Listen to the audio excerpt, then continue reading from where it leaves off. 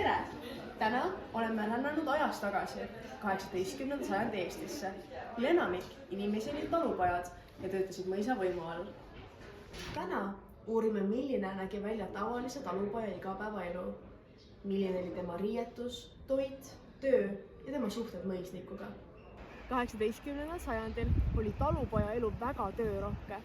Tööd tehti käsitsi ning mõisnikele oli vaja teha palju teopäevi ehk tasuta tööpäevi. Nüüd tulge kas minuga ja me intervjueerime ühte väga toredat talumeest.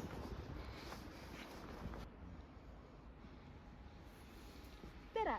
Milline on teie tavaline tööpäev? Ei jää, põllul iga päev 24/7, vaata istun seal on ja.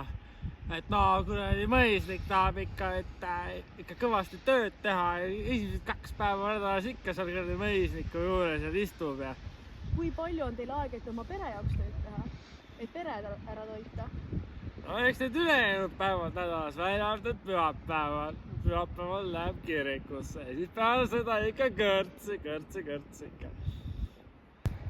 Talupojad ei olnud vabad, vaid kuulusid mõisnikele ning pidid tegema kõike, mida neile ette öeldi. Kas te võite ise oma elu üle otsustada? Ei, see on ikka päris lai tõrm, mis te siin nüüd räägite, on ju.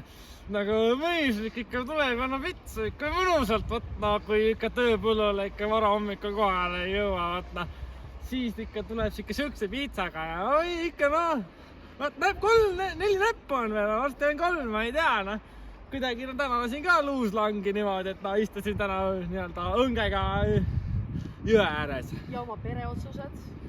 Ei, see mõisnik otsustab, ma ei pea ise mitte midagi tegema. Kui ma tahan siit lahkuda, siis ma pean ikka mõisnikku, sest siuke kinni ikka olen siin, ei saa kuhugi minna, ikka omad on see omad, aga mis see ikka, kui ikka ilusat naist taha, siis peab ikka mõisnikult küsima, Et ikka loodma peab palju, mõisnikule peab ikka väga häid suhteid hoidma, on ju. Aga mina küll nende heade suhtete alla enda suhet oma mõisnikuga ei paneks, vaata. Talupoegade toit oli lihtne. Leib, puder, kapsad ja halvaga liha.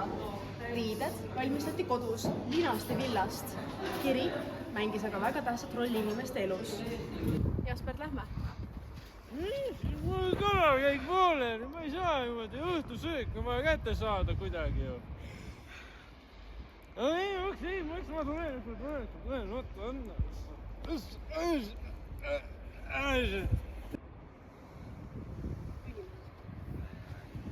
Teil on jänese jäljed.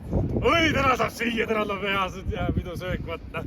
Kutsu kohe naabrika kohale. Ja läheb nüüd.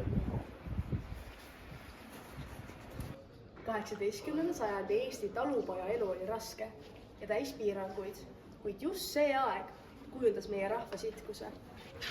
Tänapäevane vabadus on võrreldes toonasega suur samm edasi.